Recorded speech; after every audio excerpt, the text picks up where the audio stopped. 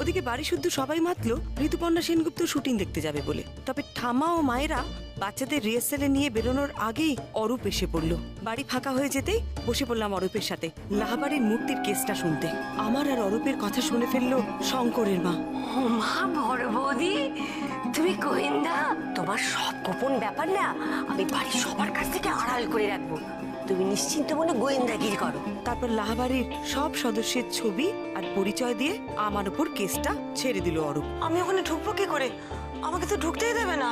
তাহলে এবার ভাবো যে কোন পরিচয়ে তুমি ওখানে গেলে তোমার কাজটা সোজা হবে। বড় মাতে, আপনি এক্ষুনি নিচে গমন করুন। ঠাম্মাটা ডাকিতেছেন। ঠাম্মাতা? এ আবার কিরম বাংলা? মা মা, ও না এবার থেকে এরকম উদ্ভট টাইপের বাংলা ভাষা দিয়ে কথা বলবে। সব নাটক থেকে শিখে এসেছে। তাহলে ঠাম্মাটাকে রামায়ণ টাইপ ভাষায় কি বলবো? বড় বৌমা, ওই দেখো ডাক পড়েছে, তুমি তাড়াতাড়ি চল। চল চল চল। বৌনি বৌনি বৌনি, এটা হাউসফুল হয়ে গেল, এবার আমি ফাইল নিয়ে বেরোবো কি করে? শোন না, আমি কায়দা করে সবাইকে একটা অন্য ঘরে নিয়ে যাচ্ছি। হ্যাঁ, সেই সুযোগে তুই পালা, বুঝলি? আচ্ছা বাবা, আমি কি পুলিশ না চোর? সত্যি অমন শক্ত শক্ত কথাগুলো কিরকম পটপট করে বলে দিচ্ছি রে। বুদ্ধি আছে, এরকম বললো ডায়লগ গুলো।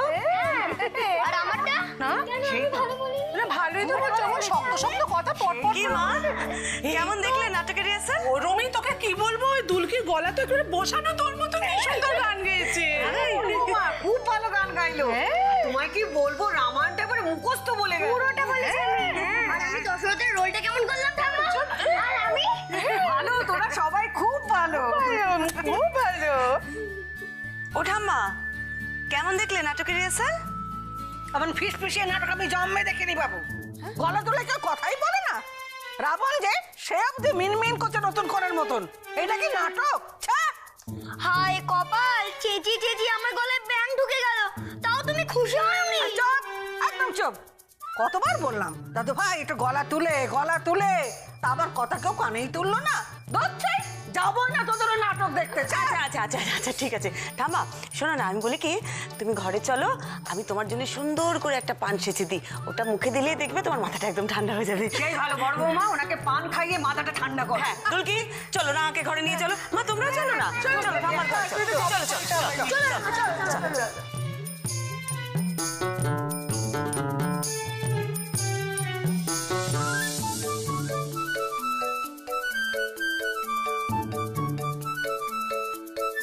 বাজকে আজ মা বাড়িতে থাকলে আজকে আর রেহাই ছিল না। এই কি কেন, কি কি করবে? মা মা, তুমি রাজকাহিনীর কথা আমি এখন মা প্লিজ স্মাইল স্মাইল স্মাইল পাওয়া যায়। I am extremely sorry, please কিছু মনে করবে না। মা তুমি বসো। মা আরে বাবা যায়, ভাবুন আমি বাড়িতে বসে বোর হতাম, সেখানে আপনার সঙ্গে সেলফি তুলছি। নেই নেই তোর মোবাইল। না না, ঠিক আছে ঠিক আছে, sorry, very sorry. Sorry for the interruption. আচ্ছা, ওই রাজকাহিনীতে আপনার ক্যারেক্টারটা নিয়ে যদি একটু কিছু বলেন, তাহলে আমরা সকলেই খুব শুনতে আগ্রহী আর কি। হ্যাঁ হ্যাঁ, প্লিজ বলুন না। দেখুন, রাজকাহিনী অ্যাকচুয়ালি একটা খুব খুব সেন্সিটিভ ফিল্ম। আমাদের হিস্ট্রির থেকে একটা ডকুমেন্ট বলতে পারেন, মানে ইটস এ হিস্টোরিক্যাল ডকুমেন্ট। আমরা এমন একটা সময়কে তুলে ধরেছি এই ছবিতে, সেটা হচ্ছে পার্টিশন। তো পার্টিশন ভিত্তিক গল্প। না না, অত সিরিয়াস হওয়ার কিছু নেই, বাট আমার মনে হয় যে এই ছবিটা আমাদের সবার দেখা উচিত এই কারণে, কারণ ইতিহাসের এই অংশটা বোধহয় আমরা কোনো না কোনো সময়, মানে আমাদের পূর্বপুরুষরা যেভাবে ফেস করেছেন, সেই জায়গাটা হয়তো ওই দিনগুলো আমরা দেখিনি, কিন্তু পরবর্তীকালে যখন ছবিটা করতে করতে ফিল করেছি যে সেই সময়টা কতখানি কষ্টের মধ্যে দিয়ে মানুষ গেছে। এটা অ্যাকচুয়ালি সাধারণ মানুষের গল্প।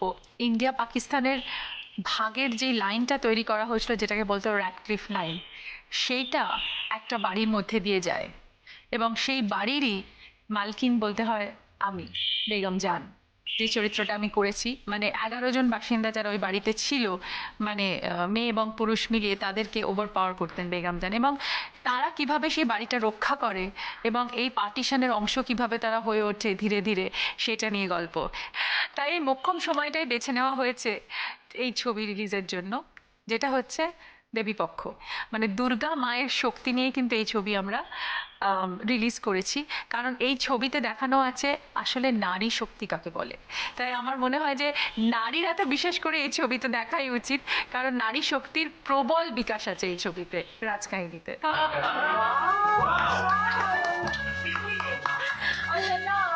দিলে কিন্তু শুধু চলবে না, সবাই কিন্তু রাজকাহিনী দেখা চাই পুজোর মধ্যে।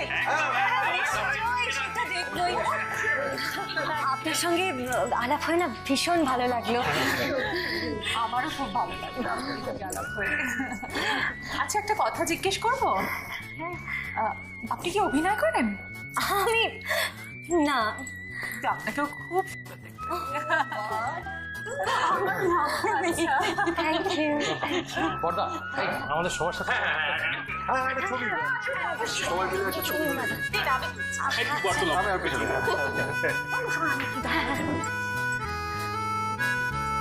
সবাই আসছে তো? 1, 2 and 3। ও বোতাম, একটু দশরথের অ্যাক্টিং করে দেখা না, কিরম বুক ফুলিয়ে কথা বলছিলি। হ্যাঁ, যা বলা জোর গলায় বলবি। প্রথমেই আমি শুরু করলাম। তোমার হাতে কোনো কি? এই একটু গোকুল পিঠে বানালো। গোকুল পিঠে? পিঠে খেলে পিঠে ভাল লাগে গোকুল পিঠে। হঠাৎ গোকুল পিঠে বানালে কেন শঙ্করের মা? কি রে, হাসছিস কেন? আরে এই দেখি কেমন বানিয়েছিস, একবার দেখি। এই মরেছে, এই শঙ্করের মা এবার সব ফাঁস করে দেবে দেখছি। কি গো শঙ্কর মা, বললে না তো পিঠে কেন বানিয়েছো? হ্যাঁ, এই হঠাৎ একটু ইচ্ছে হলো আর কি। ঘরে দুটো নারকোল ছিল, তাই ভাবলাম এমন একটা ওই মা এসেছে তো, তাই। মা, ও কি রে, ও কি কথা? আমার জন্য কেন এসব আবার কষ্ট করে? এই দেখো, তাতে কি, তোমার দোনোতে আমারও একটা। ঠামা, ওটা কিন্তু ভীষণ মিষ্টি, তুমি খেও না। ওহো, ভালো কথা মনে পড়ে গেছে বড় বৌমা, পুজো তো এসেই গেল। কালই তোমার মায়ের জন্য একটা শাড়ি কিনে আনবে। ইমা, না না, ছিছি বেয়ান, আমার জন্য ওসব কেন আবার? না না, দরকার আছে, বৌমা আমার ঠিকই বলেছে। হ্যাঁ, মায়ের শাড়ি আমি, হ্যাঁ, শাড়ির ছুতে তো লাহাবাড়ি যাওয়াই যায়। ও বাড়ির মেয়েরা নিশ্চয়ই পুজোর মুখোমুখি শাড়িওয়ালিকে বাড়ি থেকে বের করে দেবে না।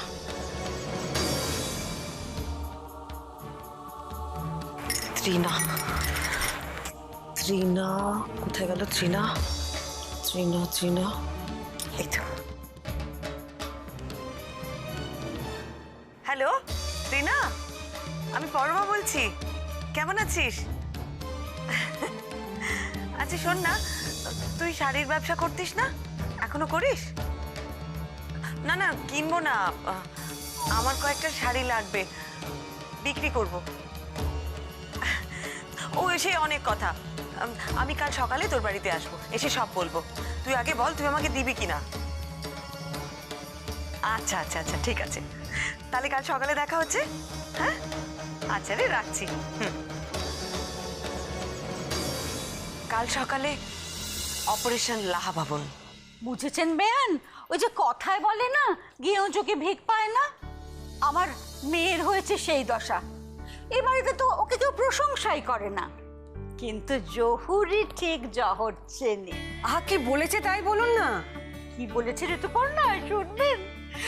বলেছে যে আমার মেয়ে অসাধারণ সুন্দরী, আরো বলেছে যে এইরকম সুন্দরী ফিল্ম ইন্ডাস্ট্রিতে না গিয়ে কেন বাড়িতে সময় ওয়েস্ট করছে। মোটে উনি ওইভাবে বলেনি, তুমি না। আরে বাবা, যেভাবেই বলুক, মোদ্দা কথাটা তো তাই।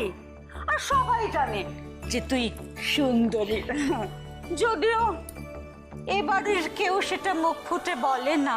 বুঝলি টাবলু, আমি তো তাই ভাবি, আমার এমন নাটকে বউ এই সংসারের নাটকটা বন্ধ করে ফিল্মে গিয়ে করলে তো কিছু টাকা আসে। আশিস, কি বললে? আমি কিছু বলিনি তো। আমি তো শুনলাম কি একটা নাটক না না না নাটক নিয়ে আমি কিছু বলিনি, বল না। না না বলছিল না এখন? না না ও বলছিল সে তুমি খুব সুন্দরী, তার সঙ্গে এটাও বললো তুমি খুব নাটুকে। এই নাটকটা যদি সিনেমায় করো তাহলে কিছু পয়সা রোজগার হয়, আবার বাংলা একটা অস্কার আসতে পারে। এই তুই তো বলছিলি এই মাত্র। বিশ্বাস করো ঠিক আমি এই ধরনের কোনো কথা কি বলিনি। বলে টাকা রোজগার হবে নাটক করে? না না কোনো মানে আছে? কি বলছো? আবার বলছিল সারা বছর তোমার সঙ্গে ঝগড়া করে করে না প্র্যাকটিস হয়ে গেছে। কি বাবা, কোনো মানে আছে এইভাবে তোমাকে অপমান করার? এই তুমি ঝগড়া আমাকে অপমান করছো, অপমান করছো তুমি আমাকে। ভুল করে ফেলবো মা। মা আজকে কিন্তু ভাইয়ের রক্তে আমার হাত রেগে যাবে। তুমি কি করে পারলে? মেজো বৌদি, যা বলছি সত্য বলছি, সত্যময় মিথ্যা বলছি। এবার তুমি গীতা হাতে বলতে হবে। আমি বলেছি, গীতা হাতে আমি বলবো। বলেছি। না, আমি আর কিছু বলিনি, এগুলো বলিনি। শ্রীমতী ভয়ঙ্করী। আমি শ্রীমতী ভয়ঙ্করী? আমি এরকম কিছু বলিনি। এই আবার দেখ। মারো মারো মারো। এটা দিয়ে মারলে আমার কিছু হয় না নন্দা। তুমি এটা আমার কিছু বলো। কি হচ্ছেটা কি? হ্যাঁ, তোরা কি আর বড় হবি না কোনোদিনও? বড়দা কোথায়? বড়দা তো আমাদের নামিয়ে দিয়ে ক্লাবে কথা বলতে গেছে। আসলে ষষ্ঠীর দিন আমাদের পাড়া পুজোতে ঋতুপর্ণা আসবে তো সেই জন্য। এবার পাড়ার পুজোয় আমাদের ফিক্সড আসবে। শোনো আশিস, কালকে রাজকাহিনীর টিকিট কেটে আনবে তুমি। এটাই তোমার শাস্তি। আমাকে সবার সামনে অপমান করার এটাই শাস্তি। হ্যাঁ, এটা বেশ ভালো শাস্তি, সবাই মিলে যাব। যে সামনাসামনি তো দেখে এলে, তাও স্বাদ মিটলো না। না মিটলো না। সিনেমাটা আমিও দেখবো, তুমিও দেখবে। আচ্ছা বেশ ঠিক আছে। মেয়েরা যা কিছু নিজের হারিয়ে গেলে কি কি করতে পারে সেটাই ছবিতে দেখানো হয়েছে। এমনকি হাতে বন্দুকও তুলে নিতে পারে। দিদা খুব সাবধান, তোর বউ কিন্তু এবার হাতে বন্দুক তুলে নেবে। হ্যাঁ তুলে নেব। তোমার দাদার মতো বড় হলে হাতে বন্দুকই তুলে নিতে হয়। সেটা ঠিক। আচ্ছা আচ্ছা ঠিক আছে, সব হবে। এখন থামো, এখন যে যার ঘরে যাও, গিয়ে ফ্রেশ হয়ে নাও। ড্রেস করে নেবে? ও বড় রাখবো, কিসের ড্রেস করে নেবে?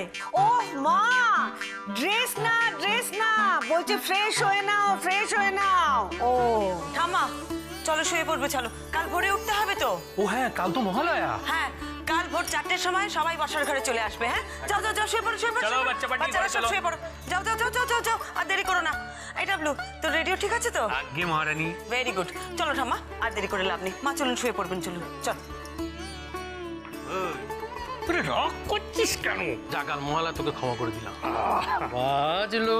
ইয়া দেবী সর্বভূতেষু শক্তি রূপেণ সংস্থিতা।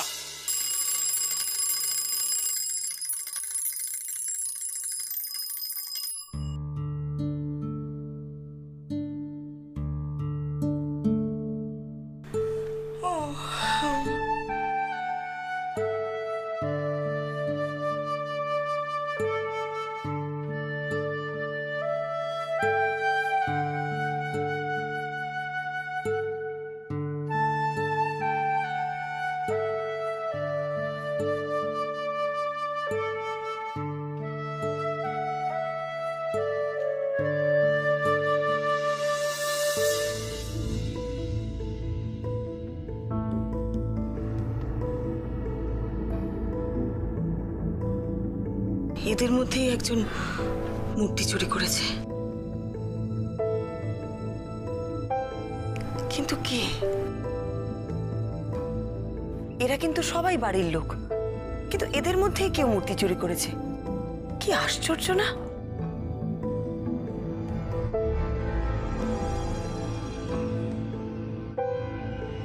রথীন্দ্রনাথ লাহা, বয়স 60 থেকে 65 বছর। রথি কাকা, ওনাকে তো আমার মনেই নেই। ইনি নিশ্চয়ই মূর্তি।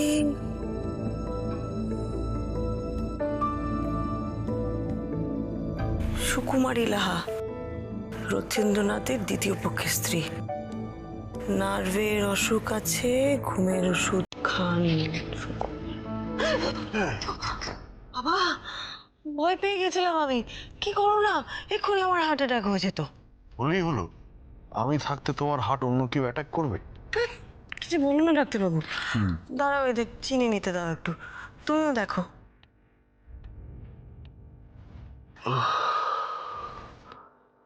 রথি কাকা,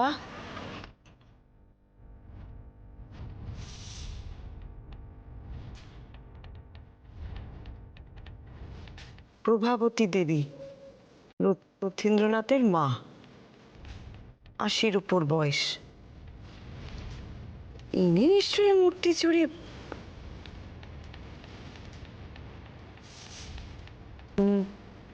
তিমির লাহা, রথীন্দ্রনাথের বড় ছেলে। এইটা হলো সন্ধ্যা লাহা, বড় ছেলের বউ।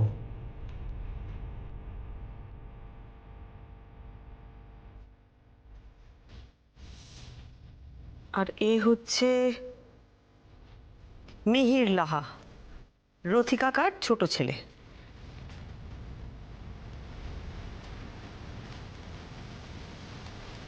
পুষ্পিতা লাহা, মিহিরের বউ। একে রথি কাকা চোর বলে সন্দেহ করছে।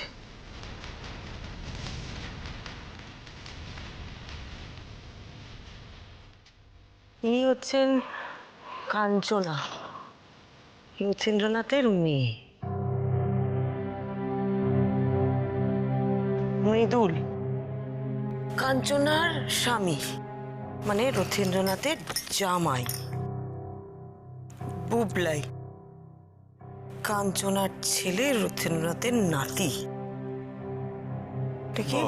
একে তো এবারে বোতামের মতন দেখতে। হ্যাঁ, বুলবুলি রথীন্দ্রনাথের নাতনি, কাঞ্চনার মেয়ে। আচ্ছা, আমি কি একটা প্রশ্ন করতে পারি? করতে পারো। এই যে এতগুলো ছবি, এরা কারা? এরা এরা হচ্ছে লাহাবাড়ির দেবদেবী। এদের মধ্যে একজন অসুর, বুঝলে? অসুর? মা দুর্গাকে হরণ করেছে যখন, তখন অসুর তো বটেই। সর্বনাশ! মা দুর্গা হরণ? এ তো সাংঘাতিক কেস। এই আমাকে একটু খুলে বলো তো পুরি ব্যাপারটা কি? বৌমনি তাড়াতাড়ি নিচে এসো, মহলে শুরু হবে। আর ছোটদা তো রেডিও চালাতেই পারছে না, তাড়াতাড়ি এসো। উমা, যাচ্ছে রে। তোমাকে আমি পরে সব বলবো, ছবিগুলো আগে তুলতে হবে। তোলো তোলো তোলো, আমি ওগুলো তুলি। তুমি রেডিও সারাবে? কি রে, খুলতে পারলি? আরে দূর বাবা, দাঁড়াও না, দেখছো তো তুমি চুপ করে আছে, বোমা মেরে আছে, কিছুতেই কিছু করতে পারছি না। চলছে না কেন? আরে চলবে কি করে? বছরে একদিন আমাদের ওই রেডিওটার কথা মনে পড়ে। ও তো মানুষ, ওর মান হয়েছে, ও বাঁচবে না। হ্যাঁ ঠিক বলেছিস, ফালতু ঘুমটা নষ্ট করলাম। কষ্ট? কি কষ্ট? আওয়াজই শুনলাম না, তার কষ্ট কি? আরে 4টে বেজে গেল তো, মহালয়া শুনবো না? আরে দূর বাবা, তো আমি কি করবো? অদ্ভুত ব্যাপার, দেখছো তো মান্ধাতা আমলের রেডিও কিছুতেই চলছে না। চালাতে জানলে তবে তো চলবে। আরে রেডিও নিয়ে এমন করছিস যেন বোমা। এই শোনো, তুমি না বেশি কথা বলবে না। অত যদি হয়তো নিজে সারিয়ে নাও না, তার বেলা তো কিছু করতে পারবে না। উরি বাপ রে বাপ!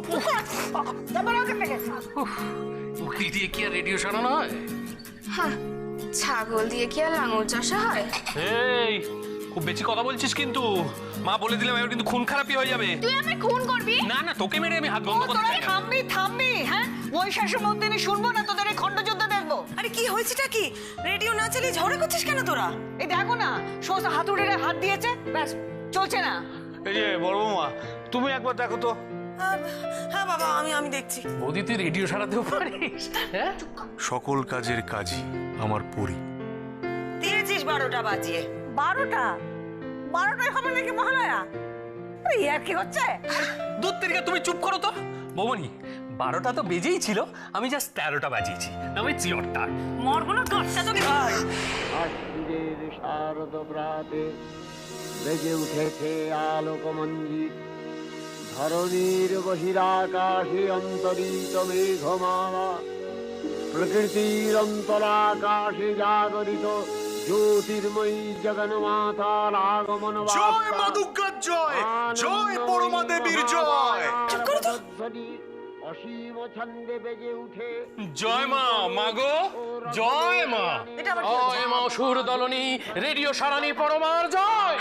মারো না, মারো, তোমার হাতে মার খেতেও প্রস্তুত। সত্যি বৌমনি, শিবের বউ যা পারিনি তুমি সেটা করে দেখিয়েছো বৌমনি।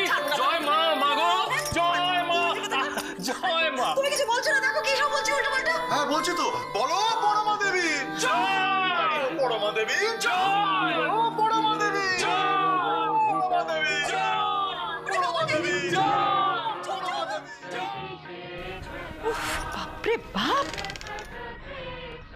পাগলগুলোর কাণ্ড দেখেছেন? চালিয়ে মারলো আমাকে।